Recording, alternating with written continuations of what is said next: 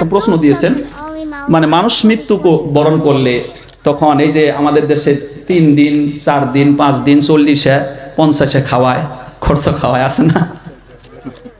এই সম্পর্কে বলছেন, এটা কি বলা যায়? দেখুন, আমরা যদি আল্লাহ রসুল সাল্লাল্লাহু আলাইহি ওয়াসাল্লামের জীবনী এবং সাহাবাই কেরামদের আমল দেখি, মানুষ যখন ইন্তেকাল করে, এখানে একটা মূলনীতি প্রথমে বুঝবেন। ইসলাম মানে হলো শান্তি। ইসলামে যেখানে সুখ আছে ওখানে খানা দানা আছে, যেখানে দুঃখ আছে ওখানে খানা নাই। কথা বুঝতেছেন? এটা হলো ইসলামের মূলনীতি। সুখ যেখানে আছে সেখানে খানা আছে। আপনার ছেলে মেট্রিকে একবার অল আসামের ভিতরে ফার্স্ট পজিশন, আপনার খুশি, চাইলে আপনি 1 মহিষ নেয় 1000 মহিষ জব করে খাওয়ান, ভালো কথা, খুশির দিন। কিন্তু আপনার বাড়িতে আপনার বাবা মারা গেছে, মা মারা গেছে, আপনার খুশি না দুঃখ? কথা হয় না কেন? এই তো রিসেন্টলি আমার আম্মা মারা গেলেন সেপ্টেম্বরের 28 তারিখ 2024-এ। আমার সাধারণত সুগার থাকে 300 250। মা ইন্তেকাল করার পরে মানসিকভাবে এমন দুর্বল হই, টেনশনে আমার সুগার বেড়ে দাঁড়ায় 400 450। তাইলে আমি সুখে আছি না দুঃখে আছি? মাগো তোমার মতন লয় না কেহ আমায় বুকে টানি,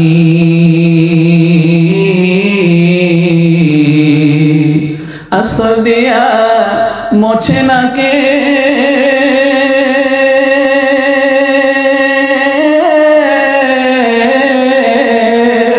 আসল দিয়া মোছে না কে আমার চোখের পানি।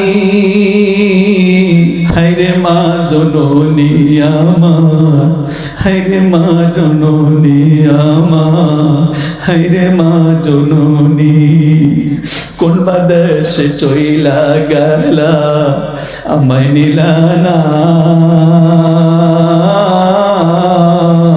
পথে পইরা কান্দি মারে নাই তোর মতো না পঞ্জনা। জীবন আমার যাইবে কেমনে,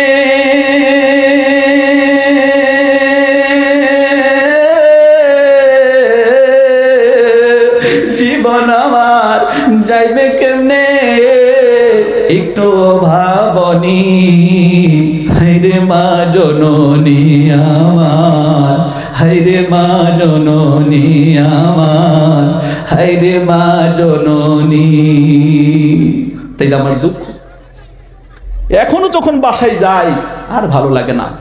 4.5 বছর আমার আম্মা চলাফেরা করতে পারে নাই, বিছানায় সবকিছু, তারপরেও ভালো লেগেছে যখন বাসায় গেছি। মাকে দেখলে মনটা ভরা ভরা লাগছে, কিন্তু আজকে নাই, যেন অন্ধকার। এই মা মারা গেছে, আমাকে 30 দিন 40 50 দিন জোর করে বলে, কিছু গ্রামের লোকে বলে তোর মা মারা গেল 3 দিনে খাওয়াতে হবে, 40 দিনে খাওয়াতে হবে। এইটা আমার এই মুসলিম সম্প্রদায় হিন্দু দেশে বসবাস করে, খ্রিস্টান দেশে বসবাস করে, হিন্দুরা যে চাদ্দ খাওয়ায় ওই চাদ্দ থেকে এটা কর্জ করে আনছে। ইসলামে খাওয়া নাই, ইসলামে খাওয়া সুখের জায়গায়, বরং কিতাবের ভিতরে বলা হয়েছে 3 দিন পর্যন্ত আপনি সুখ পালন করবেন।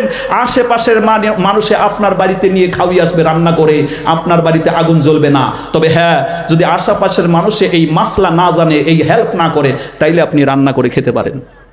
ওই বাড়িতে খাওয়া ওই ব্যক্তির জন্য জায়েজ। দূর থেকে আসলো, যেরকম আমার কথা বলছি, আমি মা মারা গেছে, এখন আমার টাইম মতন গোসল হয় না, আমি টেনশনে কাতর হয়ে গেলাম, টাইম মতন খানা খাই না, শরীর কাহিল হয়ে গেল। তাইলে আমার একজন বন্ধু আছে দরং ডিস্ট্রিক্টে, নাইলে আপনাদের এই গোয়ালপাড়া ডিস্ট্রিক্টে আছে, খবর শুনে আমার বাড়িতে গিয়ে দেখলো যে ও তো টাইম মতন খানা খায় না, বেহুশ হয়ে মতন হয়ে গেছে, কেমন যেন হয়ে গেছে। তাইলে আমাকে সান্ত্বনা দেওয়ার জন্য ওই মানুষটা বাড়িতে থাকবে। বাড়ি যদি তার বহু দূরে হয়, ওই ব্যক্তির জন্য শুধু খাওয়া যাইস। আর আমরা জোর করে বলি 40 খাও, 30 খাও, 50 খাও, 3 দিনে খাও। এটা ইসলামের ভিতরে নাই, এটা আমরা চাদ্দ করে নিয়ে এসছি, চাদ্দর থেকে নিয়ে এসছি। কর্জ করছে, করে না মুসলমানে? কর্জ করে না? বার্থডে কর্জ করছে। ওরা বার্থডে পালন করে কেন? ওরা বার্থডে পালন করে সমাজের ভিতরে যত দুর্নীতি কুনীতি তারা করে। এই যে যখন এখন সিজন এসছে নেতা হওয়ার, এখানে এসে বক্তব্য দেবে আমি সমাজকর্মী। কিসের সমাজ করি? সমাজ লুটনেওয়ালা। কথা বলে না কেন? আইসে এখানে বক্তব্য দেবে আমাকে ভোট দাও, আমাকে ভোট দিলে তোমরা না খাইয়া মরবা না। কি খাইয়া মরবা ওইটা বলে না। ব্রিজ খায়, রাস্তা খায়, কালপাট খায়, ল্যাট্রিন পর্যন্ত খাইয়া ফেলায়, কলমের খোঁচা দেয়। কথা বলে না কেন? আর এগুলো যদি না খাইতো আপনাদের রাস্তার অবস্থা এরকম থাকতো না। এগুলো খায় আর বলে আমি সমাজকর্মী। ওই যদি হয় সমাজ করতে চাইলে সমাজকে লুটে কারা করাবে না কেন? সে বলে সমাজকে লুটে কারা? সমাজকে লুটে ওরা, আর আমাদেরকে দোষ দেয়, কয় মৌলবীরা দেশ খাইলো। দেশ মৌলবীরা খায় নাই, খাইছেন আপনারা। কথা পায় না কেন? এভাবে তারা খাচ্ছে। ঠিক সম্মানিত বন্ধুগণ, বলতে চাচ্ছিলাম এইভাবে খেয়ে লুটপাট করে নিয়ে যাচ্ছে। তো তারা বলে যে এখন এই লোকটার মা মারা গেছে, এই বাড়িতে খুব জোর করে দাওয়াত একটা খাওয়া লাগবে। এই জন্য বলে 40-এ খাও, 50-এ খাও। এগুলো ইসলামের সিস্টেম নাই। এখন একটা হাদিস আছে এই ব্যাপারে, আফশুস সালাম ওয়া আতিমুত তাআম সাল্লু ওয়ান নাসু নিয়াম। হাদিসে এসে 3টা কাজ করো, ঘন ঘন সালাম দাও, মানুষকে খানা খাওয়াও, এবং গভীর রাত্রে নামাজ পড়ো।